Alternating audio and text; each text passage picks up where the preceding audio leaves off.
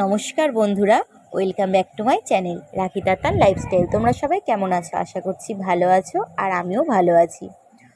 তো বন্ধুরা, এখন আমাদের প্রায় 4-5 দিন ধরেই পরপর নিরামিষ চলছে, কারণ শ্রাবণ মাসের সোমবার পড়বে, শ্রাবণ মাসের শনিবার পড়েছে, একাদশী পড়ছে,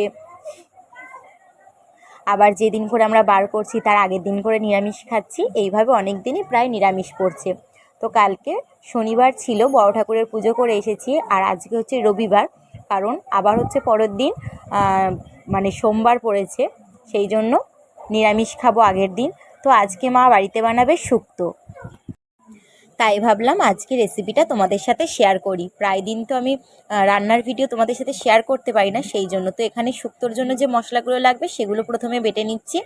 প্রথমে আদা বেটে নিয়েছি, আর এখানে সর্ষে আর পোস্ত একসঙ্গেই বাটছি, তোমরা চাইলে আলাদাও বাটতে পারো। তো চলো, আদা বাটা হয়ে গেছে, এবার সর্ষে আর পোস্তটাও বাটা হয়ে গেছে। এরপর আমি শুক্তোর যে আনাজগুলো মানে সবজিগুলো সেগুলো কিন্তু কেটে নেব। আর আজকে শুক্তোটা কিন্তু একদম অন্যরকমভাবে মা বানাবে। পুরো ভিডিওটা দেখো, আশা করি তোমাদের ভালো লাগবে। তো দেখো বন্ধুরা, এখানে আমি সব সবজিগুলোকে কেটে নিয়েছি।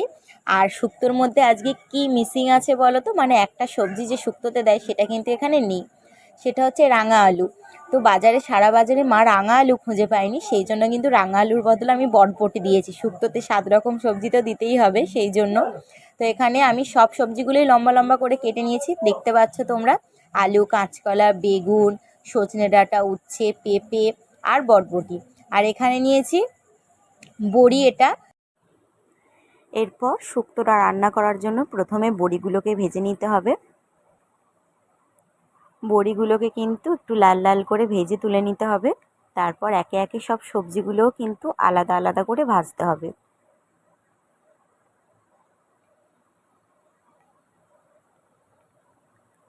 বড়িগুলো লাল লাল করে ভেজে নিয়েছে মা, এরপর তুলে নিল।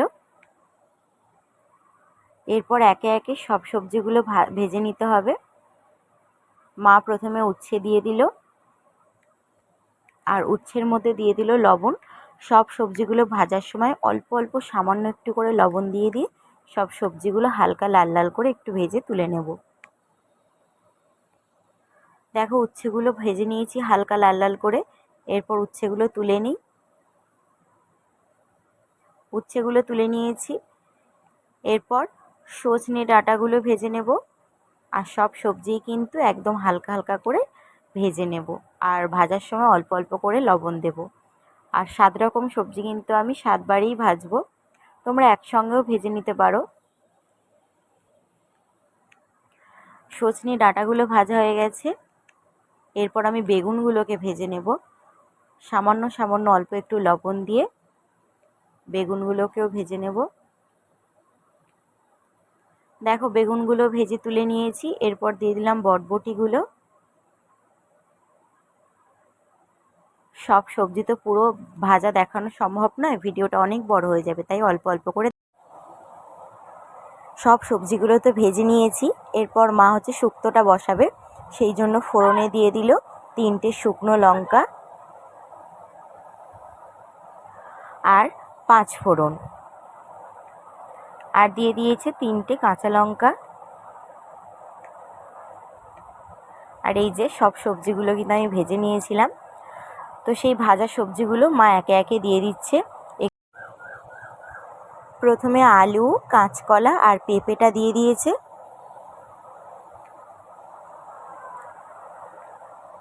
আর আজকে শুক্তোটা কিন্তু মা একদম অন্য রকমভাবে রান্না করবে। তো এরপর আমি যে আদা বেটে রেখেছি, তো এটা হচ্ছে শুধু আদা বাটা, এতে আর কিছুই দেওয়া নেই। এবার আদাটা মা দিয়ে দিল, দিয়ে সবজিগুলোর সাথে কিন্তু ভালো করে মা কষিয়ে নেবে। এরপর আরও যে বাদবাকি সবজি আর বড়ি ছিল সেগুলো দিয়ে দেবে।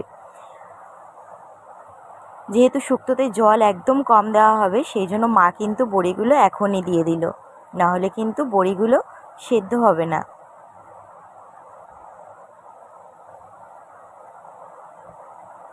আর শুক্তোতে কিন্তু কোনো রকম কোনো হলুদ দেওয়া হবে না, শুক্তো একদম সাদাই থাকবে।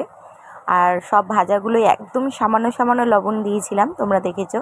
তো এখানে মা পরিমাণ মতো লবণটা দিয়ে দিল।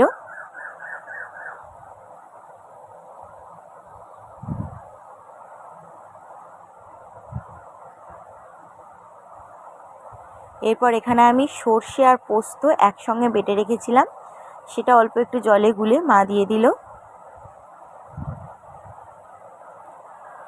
আর শুক্তোতে যেটা মেন জিনিস দিতে হবে সেটা হচ্ছে এই দুধ। দুধ দিলে কিন্তু শুক্তোটা খুব ভালো, মানে একটা গন্ধও ছাড়ে খুব সুন্দর, যেহেতু পোস্তও দেওয়া আছে। আর এই দুধ দিলে না এত সুন্দর একটা গন্ধ ছাড়ে। তো দুধ তোমরা পরিমাণ মতোই দিতে পারো। এখানে 250 মতন দুধ মা দিয়েছে। আর তারপর সামান্য একটু জল দিয়ে দিল, দিয়ে কিন্তু ঢাকা দিয়ে রেখে দেবে। আর সবজিগুলো ভাজা হতেই কিন্তু অর্ধেক সেদ্ধ হয়ে গেছে, আর অর্ধেক সেদ্ধ হলেই হয়ে যাবে।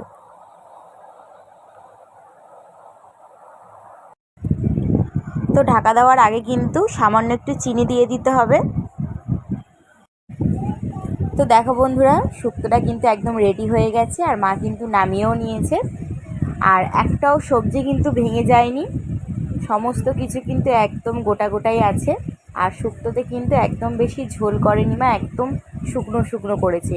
তো আজকের এই শুক্তো রেসিপিটা তোমাদের কেমন লাগলো অবশ্যই কিন্তু কমেন্টে জানিও। আর সব বড়িগুলোও কিন্তু খুব ভালো করেই সেদ্ধ হয়ে গেছে, আর বড়িগুলো কিন্তু ঘেঁটেও যায়নি, কারণ জলটা একটু কম দেওয়া ছিল, তো সেই জন্য। বেশি জল দিয়ে দিলে কিন্তু সব ঘেঁটে পাক হয়ে যেত সবজিগুলো, একদম ভালো লাগতো না খেতে। তো তোমাদের কেমন লাগলো অবশ্যই কিন্তু কমেন্টে জানিও। ভালো লাগলে একটা লাইক করে দিও, আর আমার চ্যানেলটাকে সাবস্ক্রাইব করে আমার পাশে থেকো। আর এই যে তোমাদেরকে দেখিয়ে দিচ্ছি, বড়িটাও কিন্তু খুব ভালোভাবে নরম হয়ে গেছে, মানে গলে গেছে। আর প্রচুর গরম ছিল, তো সেই জন্যে। তো আজকে রেসিপিটা কেমন লাগলো অবশ্যই কিন্তু জানাতে ভুলো না। চলো বন্ধুরা, টাটা। তোমরা সবাই ভালো থেকো, সুস্থ থেকো, নিজেদের খেয়াল রেখো, আর অবশ্যই কিন্তু একবার এইভাবে বাড়িতে